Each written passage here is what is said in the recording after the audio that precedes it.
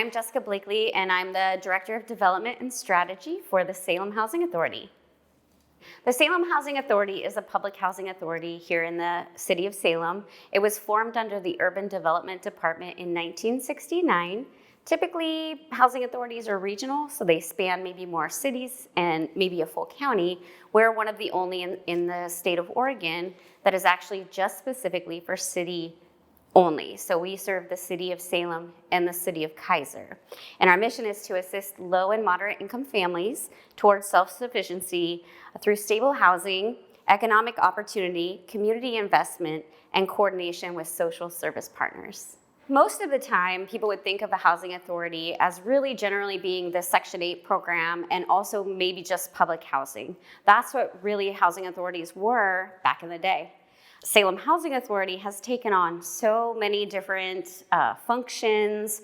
We have an outreach team which serves our unsheltered population. We have special programs now that administers vouchers for projects like this one. We have communications now as a part of our community outreach and engagement processes to be more informational to the public. We have our own buildings that we own and operate. So we're the landlord, the property manager for those buildings. Sequoia Crossings is such an amazing project. I would say the reason being because it started out as this idea.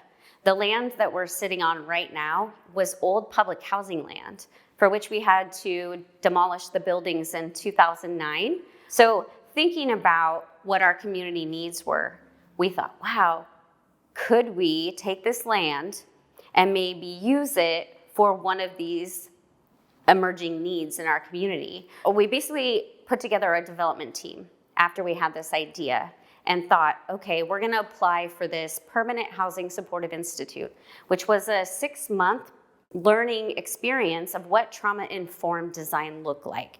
So we had a development team with our development consultants, our architects, us as the project owner, and we had a person on our team that had lived experience. And that really rounded our team. So we went through this institute, and at the very end, we came up with this project reveal, right? And the project reveal was just a picture on a piece of paper. And we thought, okay, we think we have a solid concept now. Let's go in for funding. And we were successful on the first try and took that same team from the Permanent Supportive Institute all the way through development. And here we are today. So about 3.5 years worth of work, but from start to finish, this project was intentional the whole way. And I think you can see that in the actual design of the building. So the units themselves are very unique in design. We were able to incorporate maybe some more expensive features, but in the long run, they're going to last longer and they're more durable. So some of the things you'll see inside of the units will be quartz countertops, which I think are really neat. I've never had a quartz countertop. They all have hard surface flooring. They all have all appliances within them. They have air conditioning. I know that's a big question on a lot of people's mind is air conditioning because we've had such a change in our summer weather. But each room has the ability to have air conditioning. In the living room itself, you'll see what we call a PTAC unit, and that's it has both heat and air in it. But in the bedrooms, we have a little port so that they can plug in the portable ones and not go in the windows themselves. But air conditioning is a big factor. If you think about most apartments, you're paying for electric. The individual residents themselves are paying for electric, water, and sewer. We're covering all utilities here, so we've really put in energy efficiencies within the building to not only help our climate, but to keep our bills low so that we can offer the no utility payment to the residents themselves. All of the first floor units you'll see are visitable, and we do have some that are specifically meant with ADA accessibility in mind to offer those that maybe have some physical limitations. As you walk in the administrative building, the first thing you'll see is more of a reception area, and that reception area will be staffed 24 hours a day. That's one of the biggest things about this project is that we were able to obtain service funding to have on-site services here 24/7. and it's paid for through the state of Oregon, which is something we have at no other property. We rely on grant funding most times for supportive services, so to have that in our budget for 20 years is such a huge asset to this project. As you walk into the administrative building, there's an immediate needs station right there as well. So that person that's going to be staffing 24 hours a day can take care of any basic needs that any resident has at any time, which I think is really impactful. We also have our laundry room here at the administrative building, which will be available 24 hours a day.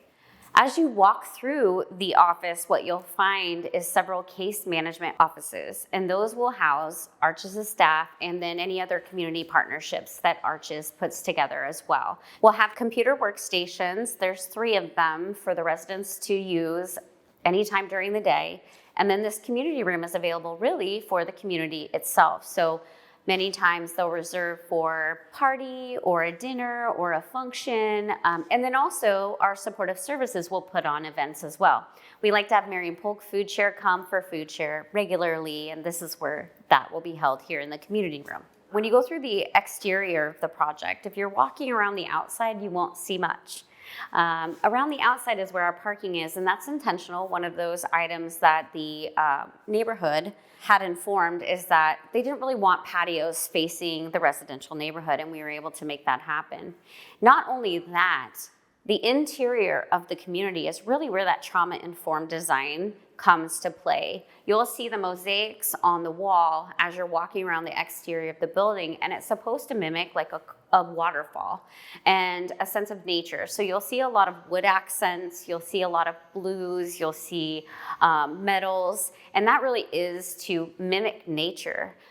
Because when they're coming from the unsheltered environment, they're used to being in nature. And so we wanted to create that outdoor right outside their front door. So they literally walk outside to see the beauty of the exterior courtyard. In the exterior courtyard, we were like, okay, what would be fun if we lived here? You know, we're here all the time. What can we do to stay active? This project has what we call dog stipple courses, and we just made up that word, by the way. It really is dog obstacle courses to help kind of ease the transition of going from unsheltered into permanent housing.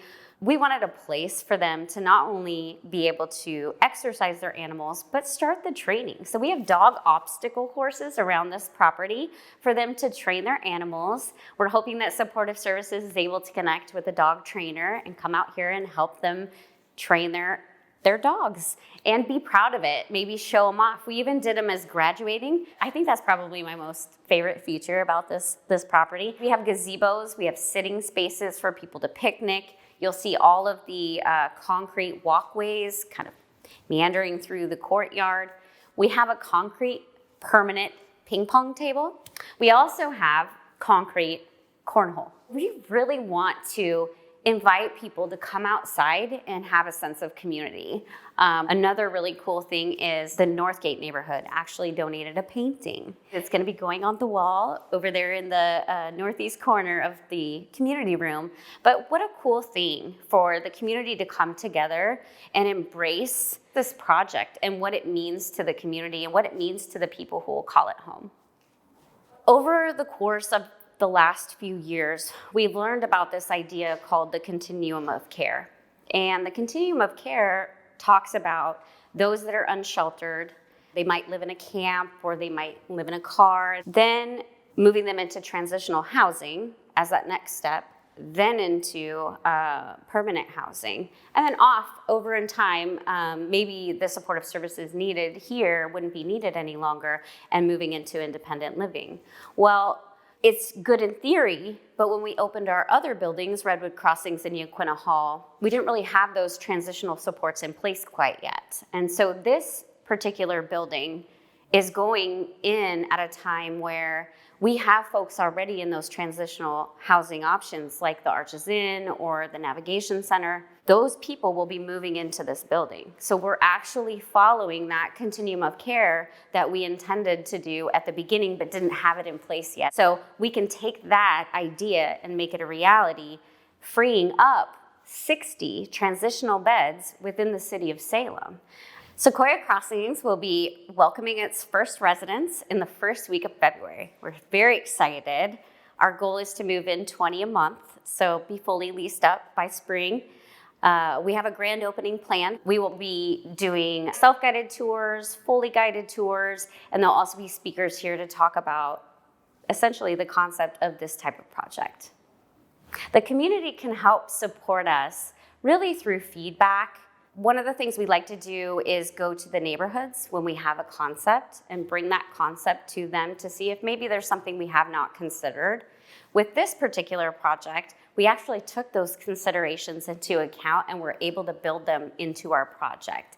That's why you'll see behind me some of the patios facing to the interior courtyard and not to the neighborhood behind us. You know, little things like that make a very big difference. So we always encourage feedback from the neighborhoods when we send out, you know, those land use plans, and anytime we visit a neighborhood association, we're open to any of their feedback.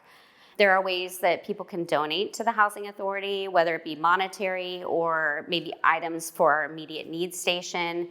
Our outreach team does direct client interaction with unsheltered populations, so we always have needs when it comes to, say, new shoes or coats.